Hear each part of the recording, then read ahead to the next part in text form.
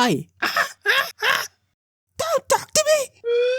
I don't know about you, but I hate socializing. Don't get me wrong, I can hold my own nowadays when it comes to mingling. But it took a lot of trial and error for me to get to this point, and even after all my experience, I still consider myself a socially anxious dum-dum. Like this one time, I was in the line at the dollar store with a bunch of gear for a picnic with my family. Oh, you thought I was gonna say girlfriend? Joke's on you. I got no riz. Why? I was holding things like rackets and tennis balls, and this guy who was behind me in line looks at me and goes, "Oh, you're off to have some fun," then does a hearty laugh. I immediately thought to myself, oh no, an extrovert, and my gut was telling me this guy wanted a conversation. At this moment in my life, my social anxiety was really bad, so nothing made me more uncomfortable than unplanned conversation. I was already stressing out about the interaction with the cashier. Now I have to deal with Santa Claus over here? Bars. I started to panic a little, then feel this guy eyeing me up and down. Where are you headed? That was the straw that broke the camel's back. I was hoping he was just making a comment and nothing more, but my gut was right. He was a certified yapper. I went into full panic mode. No disrespect, but I really didn't want to talk to this dude, and frankly, wasn't in a place in my life where I could. So without thinking, I blurted out, "Oh, sorry, no English." That's right, good job, brain, woohoo! Sure, not my best moment, but I was hella proud of myself for that because I didn't just dodge one conversation, but two. Sorry, Einstein, talk to me when you're actually smart. I was over here celebrating a little too early because this guy leans over and goes, "Oh, your accent is so unique, where are you from?" Bro, who the fuck are you, my ops? Why even ask me where I'm from? No English means no English. I'm not gonna miraculously be able to communicate with you just because you asked me that. I mean, I could have, but that's not the point. So I just smiled, nodded, and stood there in awkward silence for a very long minute of my life. I'm not gonna say the longest because my next story is even worse. But it could have just been regular, beautiful silence as we waited for the cashier, but you had to be a socially competent person. After the transaction, I looked Santa dead in the eye, did an evil smile, and said with the most proper English, "I hope you have the most beautiful, wondrous, prosperous day." Nah, I'm just kidding. I left feeling pretty embarrassed that I had to lie to survive a dollar store trip. Social anxiety can be a real pain a lot of times, but I'll give you some tips at the end that helped me become more social, but not before you cringe with me at my next story. This other time I went to an amusement park with my family and it was supposed to be a chill day, filled with roller coasters and junk food. Heck, my anxious butt was excited even with the large crowd, but I was an absolute fool for letting my guard down because not even 10 minutes in the park and my family bumps into some aunt. If you're from this region of the world, then you know what I'm talking about. There's absolutely no blood relation to these other people. They're not even close friends, but we still call the adults auntie and uncle. Anyways, everyone gets talking except me and this other guy, and before I knew it, everyone had gone and split up into their respective age group. That means my socially incompetent butt was left alone with, no, please come back, come on, please. You see, my siblings are natural extroverts, so they'll be fine. But ya boy, Lord help me. I somehow got stuck in a whole amusement park with this random dude that I've never met before, and now I was just expected to befriend him? Now, he was a completely normal dude. I only drew him like this to make him stand out. But the worst part was this guy was as socially awkward as I was. You know how awkward silence is really unpleasant and how every second of it can be excruciating. But when you look back at the whole interaction, it only lasted a couple of minutes because you can leave the situation at any time you want. And now that I have you think about your most awkward experience, I'm telling you it doesn't even compare to mine. Or maybe it does. Let me know in the comments below. 8 hours. I had to endure the pain of awkward silence for 8 hours with this dude whose name I don't even remember. We went on rides, ate lunch, and waited in long lines together, all in the pain of awkward silence. But Carrot, why didn't you just try and have a conversation with him? I did. We both did, but it went like this. That was a nice roller coaster. Yeah.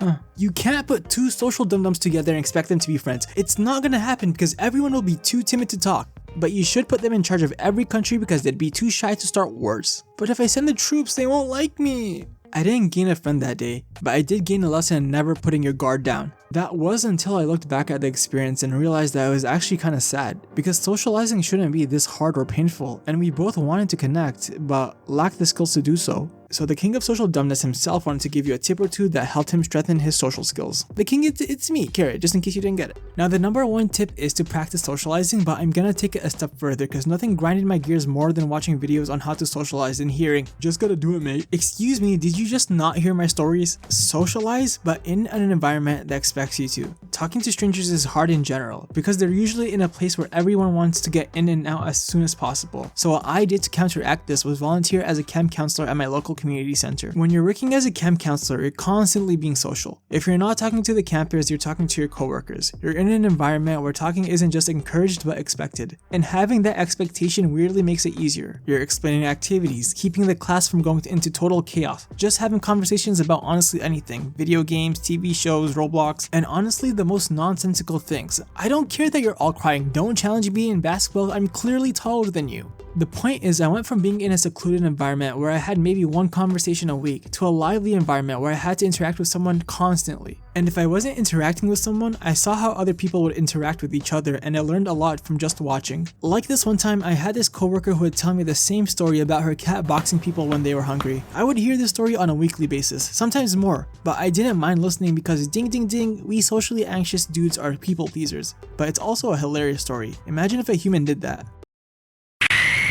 Sorry, I was hungry. It wasn't just me that she told this story to. She told it to everyone because I've seen people tell her, "You've already told me this story," and she would just casually respond, "I'm not surprised, it's my favorite story and you'll probably hear it again." First of all, where can I get that confidence? If someone told me that, I would have just said sorry and beat myself over it the entire day. But her playing it down made me realize it's literally not that serious. I used to look at every conversation like defusing a bomb. I had to be perfect and made sure I didn't do anything that could be perceived weird in the slightest, whether it was saying the right thing or maintaining the right amount of eye contact. I was focusing on everything except the conversation, but if I took a step back and looked more closely, I would have seen that there's no real threat, and there's no right or wrong answer to the things we're conscious about. I know it's easier said than done, but socializing is a skill that anyone can do. The only difference between a social and an unsocial person is that the social person has had more practice. And to those thinking, "But I really can't," I'm especially talking to you because I thought the same exact thing. But like any skill in life, the environment you're in plays a key factor on your outcome. So set yourself up for success. Put yourself in an environment where you can experiment,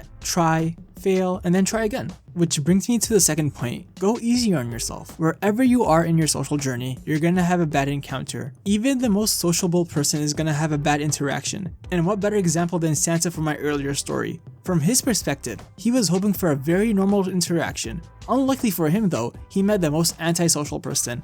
Looking back, he probably felt pretty embarrassed after the whole thing, or I hope he does because that experience still keeps me up till this day, and if you're somehow watching this, I hope you feel the same pain I do. My point is, you're gonna mess up, and it's gonna suck. You're gonna feel pretty down about yourself and feel like giving up, but don't let that discourage you. Pick yourself back up and continue taking some sort of step in this journey, even if it's a step you've already taken, and before long, you'll realize you somehow reached your goal.